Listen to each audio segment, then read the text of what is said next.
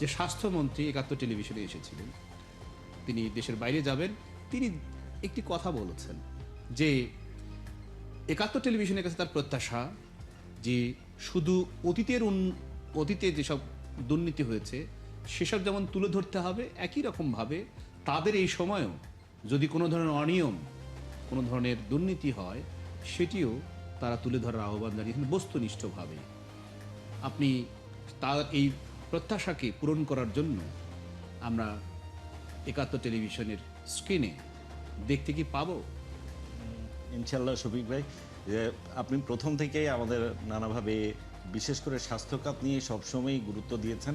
তবে আমি আপনার মাধ্যমে আজকে এবং কর্তৃপক্ষের দৃষ্টি আকর্ষণ করতে চাই একটি বিষয়ে। এখন একটি বিষয়, সেটা হলো চিকিৎসকদের অবহেলায় রোগীর মৃত্যু কিংবা রোগী প্রায়ই দেখা যায় যে বিভিন্ন হাসপাতালে চিকিৎসকরা অ্যাসল্ট হচ্ছেন, মারধরের শিকার হচ্ছেন। এখানে দায় টাকার, এখানে কিন্তু রোগীদের সাথে চিকিৎসকদের মুখোমুখি করিয়ে দেওয়া হয়েছে। এটা কিন্তু সামনে আমি খুব বড় একটা শঙ্কার জায়গা দেখতে পাচ্ছি। একজন রোগী যে মারা গেল, এখানে যে চিকিৎসকের ভুল চিকিৎসা আছে এটার প্রমাণ কিভাবে করে? তো আমাদের একটা কমিটি হয়, কোনো কমিটিকে আজ পর্যন্ত রিপোর্ট দিয়েছে যে এই ভুলের কারণে রোগীটা মারা গেছে? কিছু কিছু অনেক ডাক্তার আছে যে দিনরাত পরিশ্রম করেন, আবার রোগীরা কখন যায়? একদম যখন 11th আওয়ারে খুব মুমূর্ষ হওয়ার পরে হসপিটালে যান, যে সময় অনেকে বাঁচাতে পারেন না। আবার তার মানে এই না আমি ডাক্তারদের পক্ষে ছাপাই গাইছি।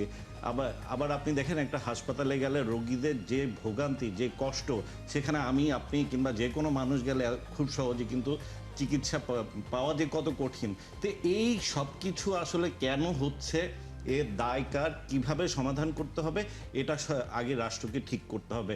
আর সমালোচনা কিংবা আলোচনায় শুধু সমালোচনাও করবো না, আমরা ভালো কাজ করলেও নিশ্চয়ই আমরা প্রশংসাও করি। তো আমরাও চাই যে আমাদের যেগুলো তুলে ধরছি সেগুলোতে কাজ হোক, মানুষের কিছুটা উন্নতি হোক, কিংবা স্বাস্থ্যসেবা পাক। তো আমরা সবসময় এটা চেষ্টা করব। এটা শুধু আগামী 1 বছর না, যতদিন এই সেক্টরে কাজ করে যাব, সাংবাদিকতা করে যাব, ততদিনই গণমানুষের কথা বলার চেষ্টা করব আমরা।